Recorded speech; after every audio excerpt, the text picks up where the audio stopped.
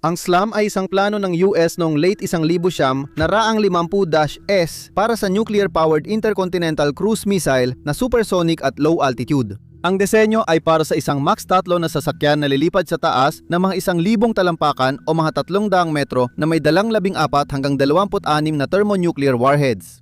Ito ay pinapagana ng unshielded nuclear ramjet na humihigop ng hangin, pinapainit sa fission reactor core at inilalabas bilang napaka-radioaktibong usok. Tinawag ng mga inhinyero sa Livermore Laboratory ang airframe na Flying Crowbar dahil sa matibay nito hugis. Ang buong programa ay tumakbo sa ilalim ng pangalang Project Pluto at nakatanggap ito ng totoong pondo, totoong kontrata at totoong mga ground test sa disyerto ng Nevada. Noong 1964 na pagana ng koponan, ang full-scale reactor sa mahigit 500 megawatts ng thermal power ng halos 5 minuto. Simple lang ang mission profile. Ilulunsat ang SLAM mula Amerika gamit solid rocket booster, sisindihan ang reactor core sa karagatan, at lilipad ng oras o araw habang naghihintay ng utos. Sa utos, bababa ito sa ilalim ng radar at 3 beses ang bilis ng tunog habang tumatawid sa teritoryo ng kalaban, nagtatapon ng hydrogen bomb sa iba't ibang lungsod. Pagkatapos maubos ang mga warhead ng sasakyan, ang mismong missile ay nananatiling isang sandata. Kayang magbasag ng bintana at magpasabog ng eardrum ang shockwave sa mababang altitude at nagkakalat ng produktong fission sa lupa ang bakas ng tambutsyo nito.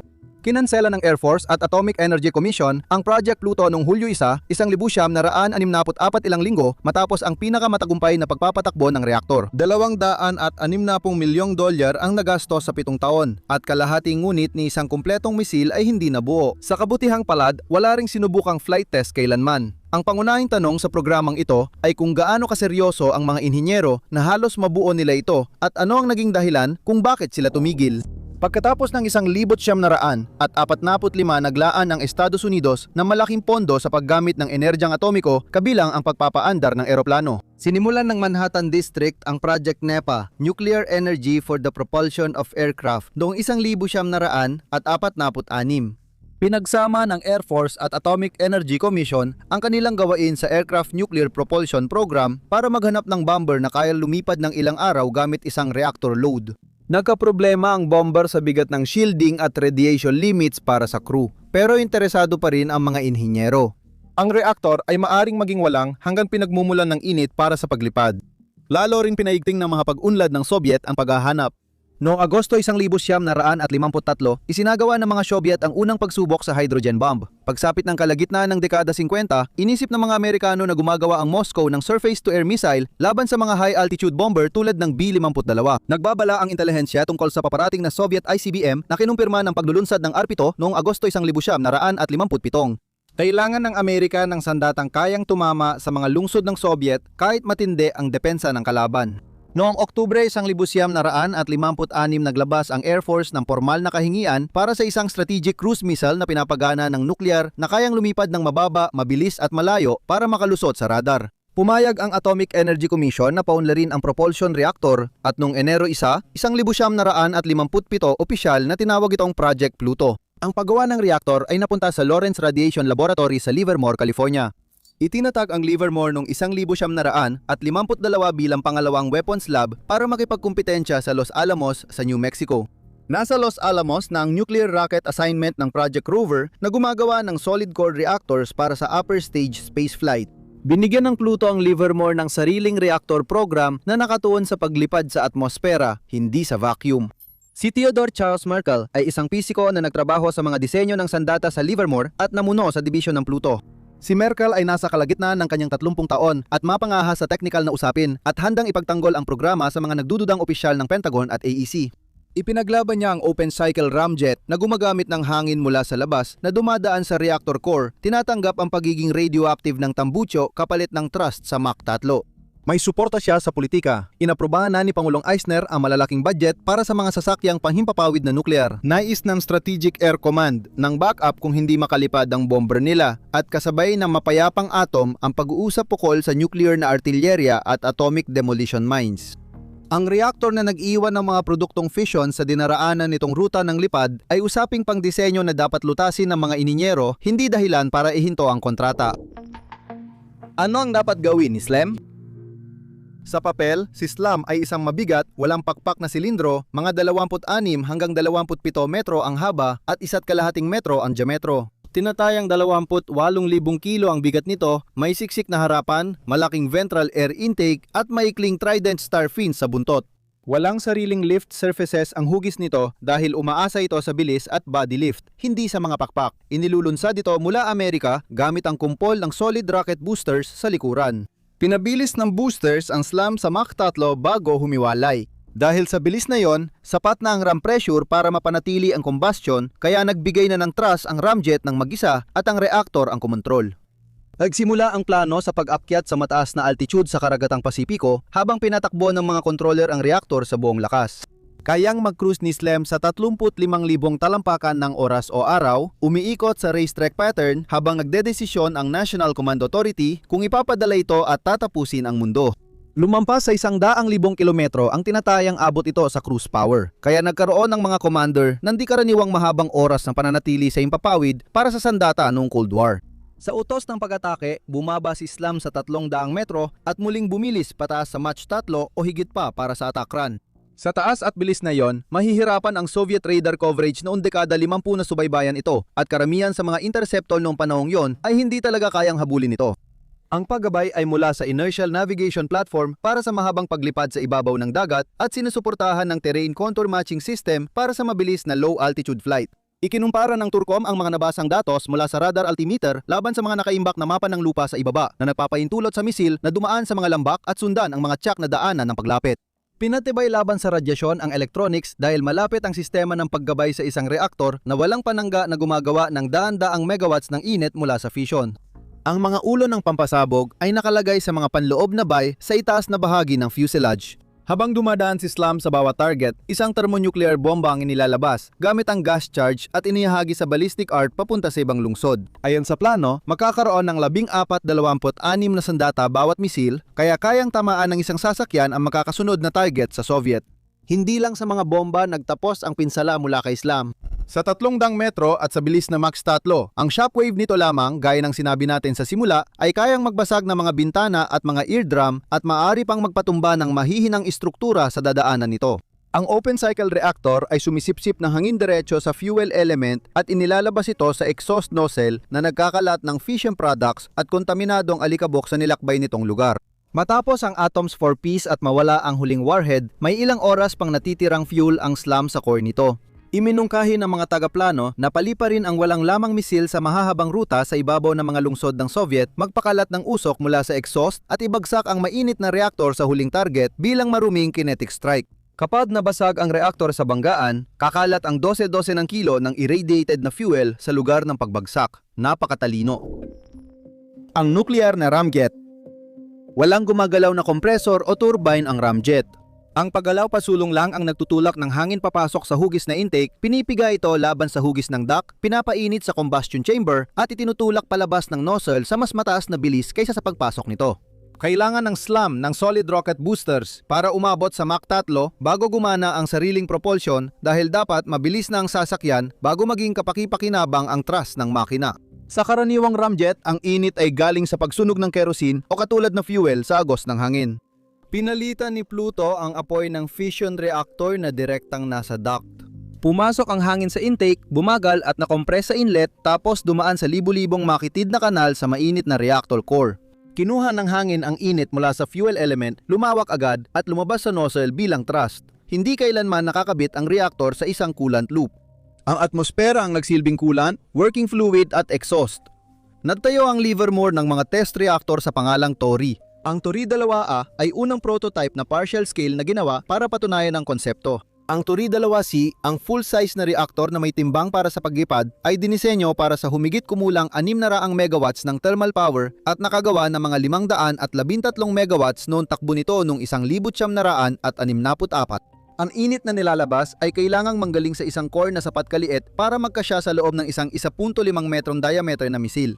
Para makatipid sa bigat, ang reactor ay walang dalang mabibigat na gamma o neutron shielding. Masyadong mabigat ang core na may shield para sa ramjet, kaya ginamit ng Pluto ang bukas na reactor at inilipat ang problema ng radiation sa airframe at guidance buoy sa likod. Ang fuel mismo ay ceramic, hindi metal. Kailangan ng mga ininyero ng material na hindi nababago ang hugis sa lampas. 1,250 degrees Celsius kahit binabayo ito ng mga neutron at kinakayod ng supersonic na hangin ang mga ibabaw nito. Pinili nila ang maliliit na hexagonal na block ng beryllium oxide na may uranium dioxide bilang fissile material. Bawat bloke ay may hanay ng mga bilog na butas na binutas para dito at ang mga bloke ay pinagsama-sama na parang honeycomb, humigit kumulang 1.5 metro ang lapad at mahigit 1.6 metro ang haba na may humigit kumulang 27,000. May mga individual na air channel mula harap hanggang likod. Ang paggawa ng mga ito ay isa sa pinakamahirap na industrial na problema ng programa. Delikado ang beryllium oxide kapag minamakinado at mahirap itong iproseso ng pare-pareho ang sukat samantalang libu-libong eksaktong piraso ang kailangan ng Pluto.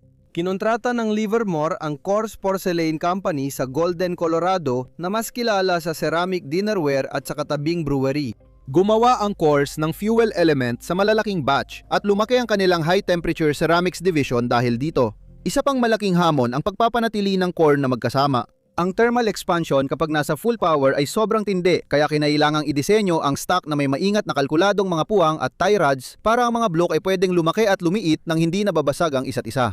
Ang mga metal na hardware na malapit sa core ay kailangang kayanin ang neutron flux nang hindi nagiging marupok at ang mga actuator na nagpapagalaw sa control vanes ay gumagamit ng compressed gas imbes na hydraulic fluid dahil ang mga ordinaryong langis ay nasisira kapag na-expose sa radiation. Simple lang ang pisika, painitin ang hangin, palabasin ng mabilis, may trust ka na. ABC. Ang paggawa nito bilang aktual na hardware ay nangangahulugang pagpapanatili ng 500 megawatt fission core ng ilang oras, habang hangin sa bilis na Mach 3 ay dumadaan sa libu-libong channel sa mahigit 1,000 at 200 degrees ng walang coolant loop at shield.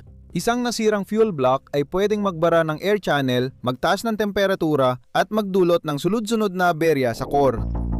Pagbuo ng lumilipad na crowbar. Ngayon, bahagi lang ng sasakyan ang reaktor. Kailangan ng Pluto ng airframe na matibay sa paglipad sa bilis na Mach 3 sa 300 metro ng ilang oras nang hindi nababali o nawawala ang hugis ng intake. Ang chance FOT na naging Ling Temco FOT noong 1,900 at 61 ang nanalo sa kontrata para sa airframe noong taon na yon. Hinawakan ng Marquardt Corporation ang mga ramjet inlet at integrasyon ng propulsion duct sa paligid ng Tory reactor. May supersonic na teknolohiya ang dalawang kumpanya dahil sa paggawa nila ng missile at engine, pero wala pa silang nagawang kayang tumagal sa 3 beses ng bilis ng tunog, mga 1,000 talampakan lang mula sa lupa.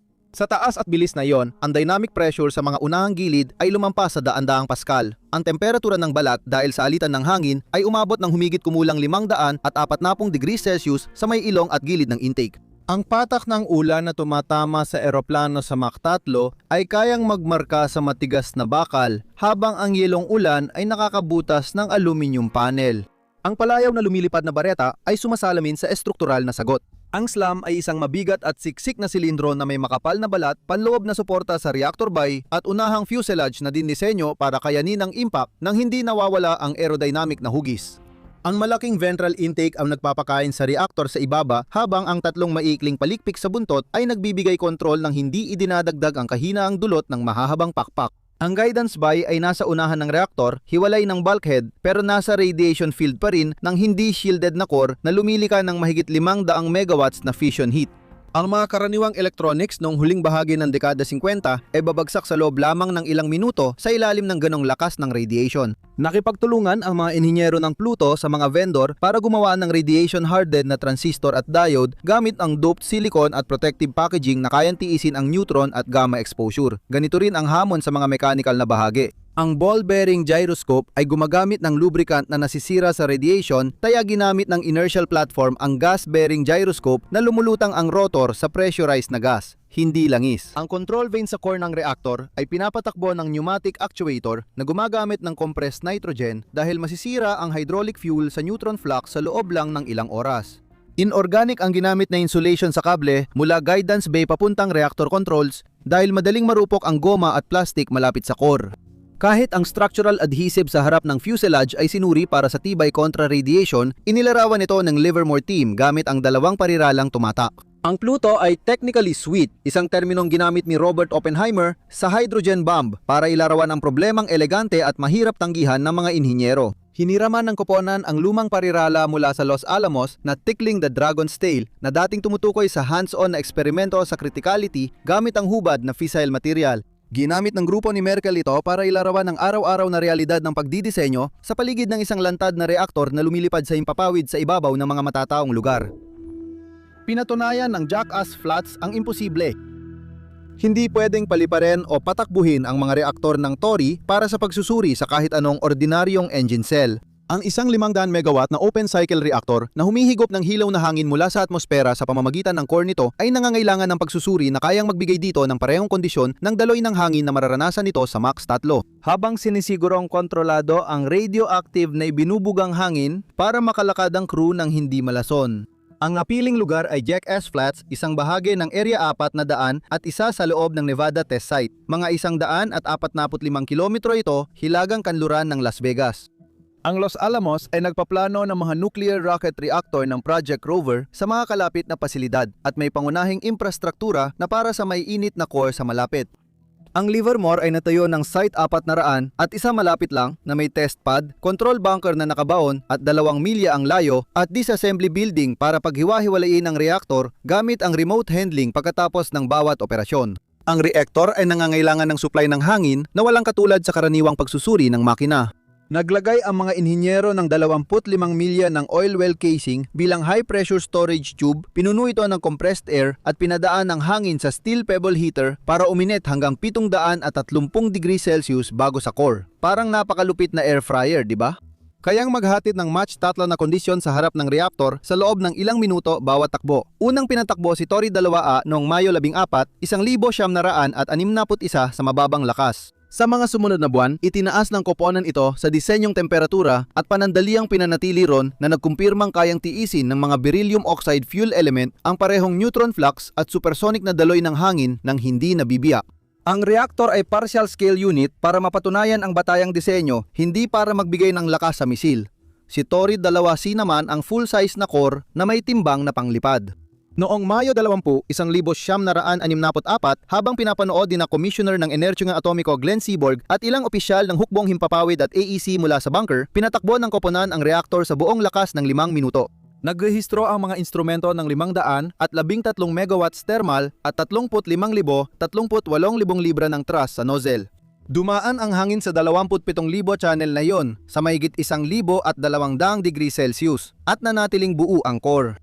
Umalingaw-ngaw ang mahinang ugong sa disyerto sa paligid ng pad, naririnig kahit milya-milya ang layo. Matapos ang pagsubok, ibinalik ang reaktor sa disassembly bay gamit ang remote control drill car na Jenny. Mas marami kang natutunan, pinatunayan ng inspeksyon na nasa tamang sukat ang fuel element. Noong gabing yon, nagmaneho sina Ted Merkel at ang grupo niya ng 30 km papuntang Mercury, ang support town sa timog ng test site at magsiksikan sa bar. Ang kwento na paulit-ulit na ikinuwento ng mga veterano ng Pluto pagkatapos ay tungkol kay Merkel at ilang mga inhinyero na nagbuhat ng isang upright piano papasok sa pinto para makapagpatugtog ang isa sa mga pisiko. Natapos ang inuman at ayon sa ulat, ginamit ni Merkel ang ilang oras sa pagguhit ng mga trajectory ng flight test sa mga cocktail napkin. Grabe, ang pagsubok ng Tory 2C ang sumagot sa pangunahing technical na tanong ng Project Pluto. Pwedeng buuin, lagyan ng fuel at paandarin ng nuclear ramjet sa buong lakas nito sa isang pakete na kasing laki ng airframe. Ang mas mahihirap na tanong para sa Pentagon at AEC ay hindi na kung gagana ang reaktor. Ang mga tanong na di masagot.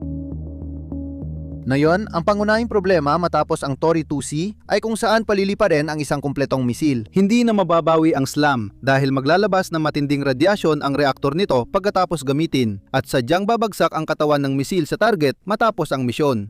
Walang warhead ang test article pero nagkakalag pa rin ng fission products ang reaktor sa dinadaanan nito.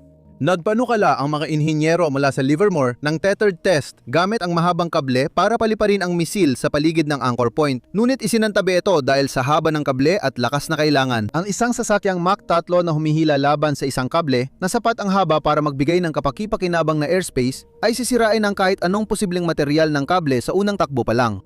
Ang panukala ay inilagay ang pagsubok sa Pacific Ocean at gumuhit ng flight corridor mula kanluran ng Hawaii patungong Wake Island kung saan pwedeng magpalipad si SLAM ng paikot-ikot sa dagat ng ilang oras. Pagkatapos ng takbo, ilulubog ng mga taga-kontrol ang reaktor at mainit na core sa humigit kumulang 6,000 metrong lalim ng karagatan. Nag-aalala ang mga oceanographer sa matagalang kontaminasyon ng mga pangisdaan.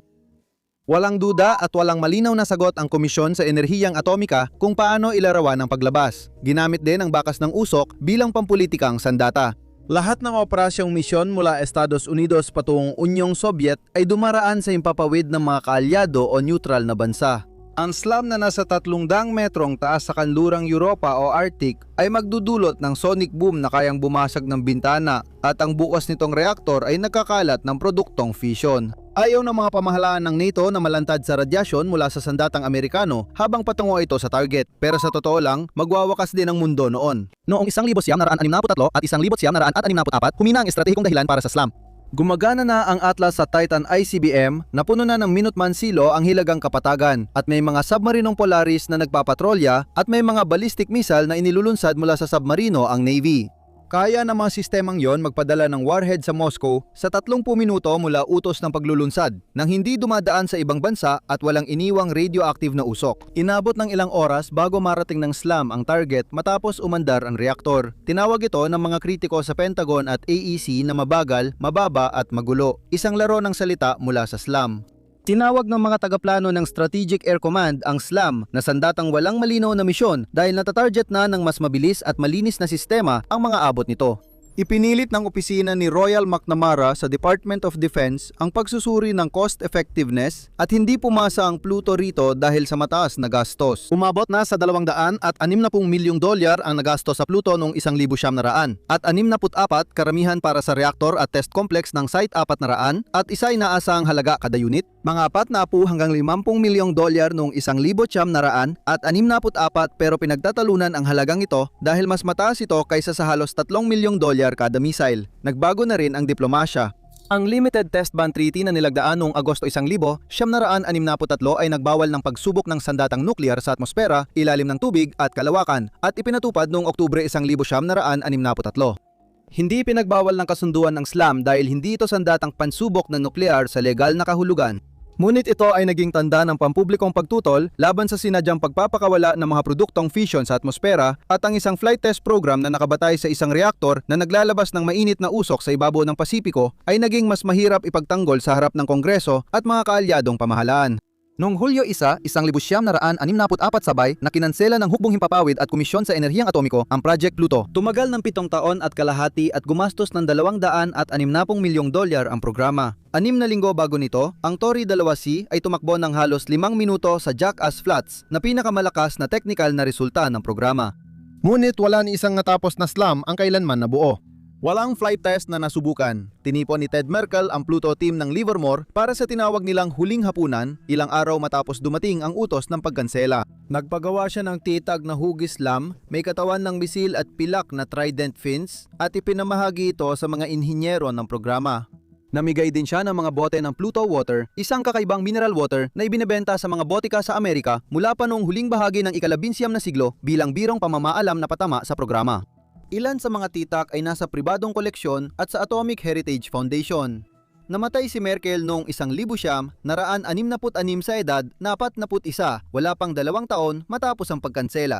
Maraming senior inhinyero ng Pluto ang lumipat sa mga dibisyon ng pagdisenyo ng sandata sa Livermore o nagsimulang magtrabaho sa radiation-hardened electronics para sa spacecraft. Ang mga Tory 2A at Tory 2C na pagpapatakbo sa Site 400 at isa ay nananatiling tanging mga pagkakataon sa kasaysayan na ang isang nuclear ramjet ay napagana sa buong disenyo nitong lakas. Mas kumalat ang technical na labi ng Pluto kaysa sa mismong misil. Ang gawaing pang radiation-hardened transistor para sa guidance bay ay nagamit din sa satellite electronics noong dekada 60. Dahil sa pananaliksik sa beryllium oxide at uranium dioxide fuel element, napunta ang High Temperature Ceramics Division ng Coarse Porcelain sa paggawa ng reactor parts at aerospace insulators. Ginamit din ang pininong terrain contour matching para sa mababang lipad ng SLAM sa guidance system ng Tomahawk cruise missile noong dekada 80. Ibinunyag ng Russia ang Siam M700 at 30 Burevestnik Skyfall sa NATO noong Marso 2018. Ayon kay Pangulong Vladimir Putin, ito ay isang nuclear-powered cruise missile na halos walang limitasyon ng abot. Noong Agosto 2019, isang aksidente malapit sa Yunoka ang pumatay sa 5 tauhan ng Rosatom at nagdulot ng pangandaliang pagtaas ng radyasyon sa baybayin ng White Sea. Ang konsepto ng propulsion ng misil na ito ay tulad ng pinatunayan ni Livermore sa Jackass Flats noong 1964. Ngayon, karamihan sa mga kinanselang sandata ng Corbor ay namatay dahil pumalpak ang engineering o bumagsak ang budget bago pa man magkaroon ng aktwal na kagamitan. Pero namatay si Pluto sa kabaliktarang paraan. Tumakbo ang Tori 2C sa 500 at 13 megawatts at nanatiling buo. Nakaligtas ang ceramic fuel element sa Mach 3 na airstream at sumusunod sa schedule ang gawaing pagpapatibay laban sa radyasyon. Sa pagpapatunay na yon, ang 28,000 kilong misil ay pwedeng lumipad sa iba't ibang kontinente gamit ang unshielded reactor, nagkakalat ng fission products at naguhulog ng mga hydrogen bomb sa mga lungsod. Habang nagpapatuloy, pinilit ng Pluto team ang Pentagon na harapin kung ano talaga ang gagawin ng ganitong sasakyan habang lumilipad. Ang reactor gumagana ito at yon ang naging problema. Salamat sa panonood.